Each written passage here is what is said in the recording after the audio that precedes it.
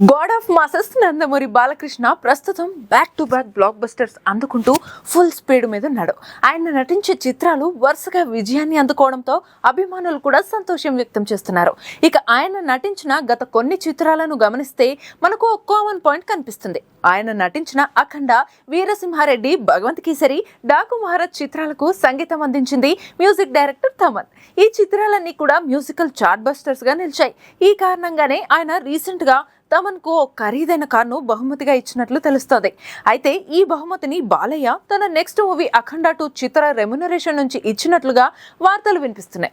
అఖండ 2 కోసం బాలయ్య తన రెమ్యునరేషన్ ను 28 కోట్ల నుంచి ఏకంగా 7 కోట్ల మేర పెంచి 35 కోట్లుగా తీసుకుంటున్నాడని తెలుస్తుంది.